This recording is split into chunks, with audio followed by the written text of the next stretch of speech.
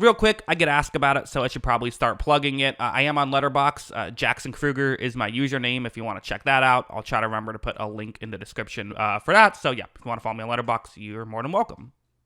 The Fall Guy stars Ryan Gosling as a stuntman, where early on into the movie, we see him fail a stunt, which puts him into a funk. He has to recover from a serious injury, eventually does, but has written off stunts. That is until he gets a phone call saying that his ex-girlfriend Jody is directing a movie and wants him to be the stuntman for the movie. Desperate to win her approval, he immediately jumps on the next plane to become the stuntman there. However, when he gets there, he realizes that it is a setup. It was producer who goes by the name Gail, who is played by Hannah Waddingham, who was very good in Ted Lasso, is here now as she set the whole thing up to try and get Ryan Gosling's character to find the missing star of the movie. The star of the movie has gone missing, and getting a stunt guy to help find him is the move, and there is your movie. Ryan Gosling tries to find the star of the movie while also trying to win the approval of the director of the movie, Emily Blunt. It's a bit longer of a intro. I actually recorded a couple intros and had to re-record it because it is a bit of a, it takes a minute for this movie to get going, I would say. There is a lot of steps along the way it takes to get to the setup. I do think that is one of my critiques of it. It's an interesting movie. There are some really fun parts in this movie. It is far from a perfect movie. In fact, there are many points where it is clunky and really could, some scenes that just could be cut out. There is a scene early on where Emily Blunt's character is kind of talking in a metaphor, essentially, talking about the movie itself and explaining, the sort of the love story of the movie, and it's clearly a metaphor for Emily Blunt and Ryan Gosling's character's love story, which is a fun bit. It's nothing we haven't seen before, but still, we've seen it before for a reason. It works. It went on for a while, and then they just continued going back to that bit time and time again. There were moments like that I didn't love. In fact, just in general, this is a movie that did not take itself seriously, and I kind of wish it took itself more seriously. There's a moment when there's a montage, well, again, relatively early on, where Ryan Gosling is reminiscing about their relationship set to the Taylor Swift All Too Well song, and so he's reminiscing about it, and at one point, they're just been kind of silly with it, and the character's like playing rock paper scissors on set. It's just like an over the top. It's a joke essentially, almost like a parody of a movie. I kind of wish I don't know if those moments really worked for me. While they can be funny, and there were other moments like that that's stuck. Quite frankly, the movie was littered with those types of moments. I'm not going to say that none of them worked or none of them were funny, but I wish the movie didn't gear into that so much. Movies are completely subjective, and people go to the movies for different reasons, and people want to get, different things out of the movie, but so much of this movie was the romance plot between Colt and Judy, which are Ryan Gosling and Emily Blunt, but the movie didn't really sell me at all on why I should be interested in their relationship. So because of that, I was never that invested.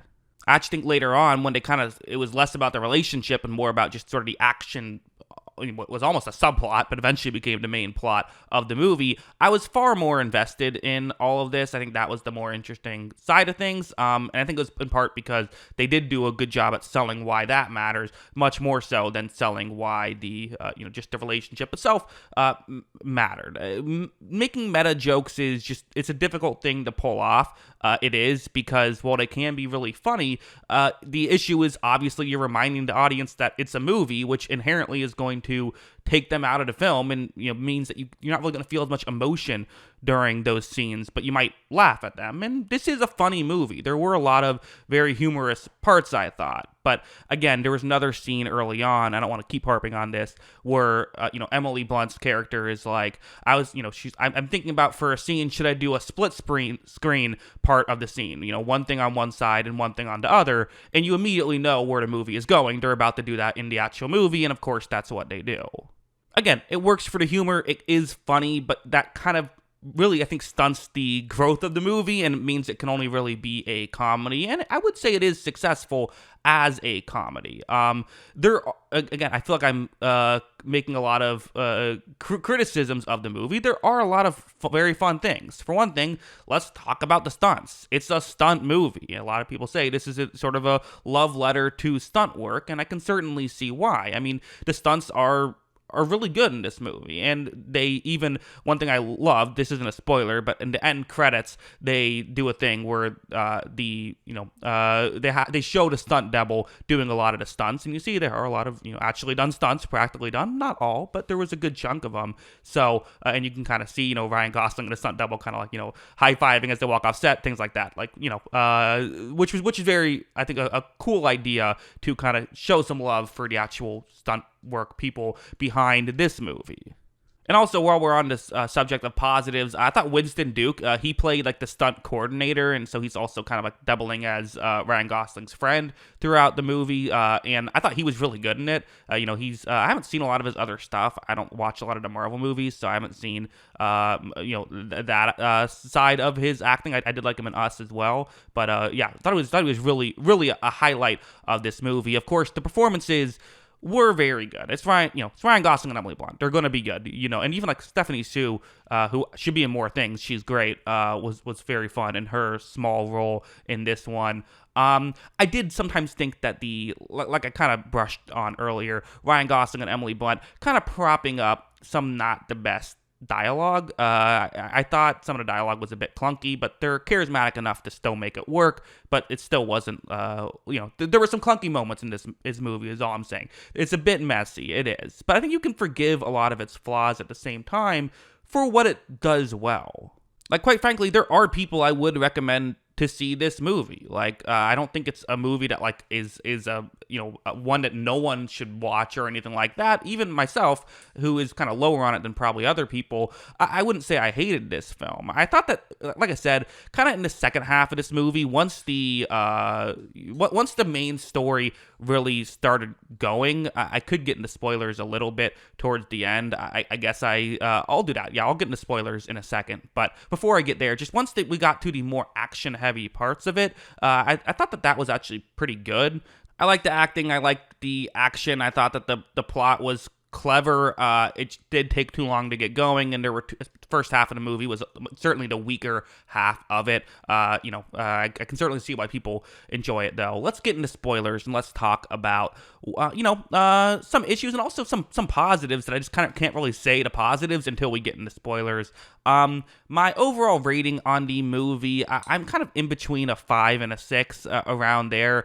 I guess I'll go with a 5 for now, and maybe that'll change, but I think I'm going to stick with a 5. But yeah, let's get into spoilers, because there were things, and I should mention too, I try to make it like a 5 is still like an enjoyable movie, just not for me. That's kind of how my sliding scale works. So, a 5 out of 10 isn't like don't go see it. It's just, hopefully, if you've heard my review of it, you kind of can say, oh, I don't think those things that bothered me would bother you to watch, or maybe you say they would bother you and don't want to see it. But anyway, yeah, let's get into spoilers. So, okay, spoilers, 3, 2, 1, starting now. So a positive spoiler right off the bat, I thought that the twist really worked for me. Logically, it doesn't work, but none of this movie logically made sense. The plot was all over the place, and none of it really made sense. There's a lot of sort of plot holes and things that didn't really work. Okay, fine. Those things don't really bother me the way they bother other people. Whatever. But the twist itself, I thought that once that happened, I did think the movie got up to another gear of like, okay, this is the villain of the movie. These are the, like, this is the goal. This is what you're trying to accomplish. Once the goal kind of got away from just Ryan Gosling trying to impress Emily Blunt, I thought it worked a lot better, and I think they would have been maybe better off sort of getting to that a little bit earlier, or just putting more legwork in the beginning part of the movie to help sell the relationship. It's kind of a conundrum where I feel like on one hand, it did take too long to, like, I think it was like 30 minutes in that we finally found out the real reason why Ryan Gosling was there. But at the same time, like, they still didn't really sell the relationship that well. So, I mean, at the end of the day, I still think probably better off having us wait a little bit longer and sell the relationship. I think that would have made the movie stronger. Again, maybe you liked the relationship, I don't know, but it didn't work for me. But yeah, So that this started off to being a positive. How did this get back into a negative? What am I doing here? But yeah, like usually the final action sequence is the worst part. I thought that was actually pretty cool. Again, it was stupid. Like, let's just get him to confess while on a stunt. I don't know why you're doing that, but like it's fun and it worked for me. I actually invested in a final action sequence, which isn't that easy to do. Usually the final action sequence is sometimes the most boring part of the movie because you know what's going to happen. You know it's going to be a happy ending, which of course it was. But yeah, some like things I have questions about. Like, it's Jason Momoa showing up at the end. I'm like, wait, so did they reshoot the whole thing, or did they just implement his face over it? Maybe they explained that. Whatever. Again, I don't. It's not like something I care about that much anyway. But yeah, there's some moments like that.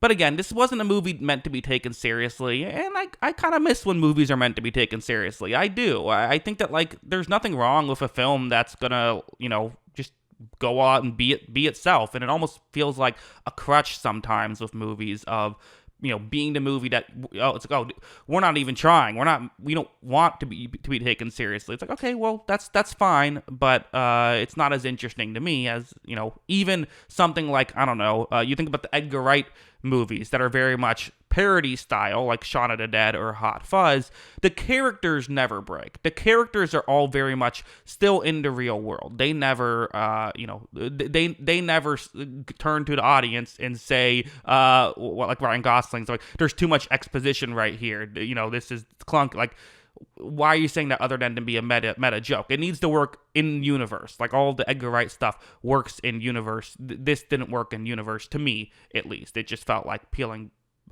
behind the curtain, which again will work for some people. I'm very particular about those kind of jokes. I think they can only really work if they're really well done, like Robert Altman's The Player, or like some of Mel Brooks' stuff. It's very, very tough to pull off. But there is fun to be had. It's a movie that, I could totally see if I'm hanging out with my parents on a weekend, like we want to watch something, I could see us throwing it on. Like, it would be a fun, inoffensive movie, but just not one that I'm probably going to ever revisit. I know a lot of people are disappointed this one's not performing so well at the box office, because it is an original movie that got a big budget, which doesn't happen too much anymore. Got like a $150 million budget. So far, it still has yet to make that back. It's close to getting the 150, but it needs, usually you say like you need 2.5 times the budget to, for a movie to break for it to be considered a success. So it's not going to get there. It's just not. So it wasn't like a complete bust, but it just did not do what it probably needed to do. And I do wonder if they tightened up the script, could it have maybe had better legs? Who knows? But yeah, those are kind of my thoughts on The Fall Guy. What did you think? Are you higher on it than me? Probably. I seem to be pretty low on it compared to other people. People love this movie, which is cool. I get it. I can understand why you'd like it, for sure. I mean, it is really funny, but the comedy is the only part that really worked for me. So yeah, and some of the action. What do you think? Let me know in the comments below. Always love hearing from you. And of course, as always, thanks for watching.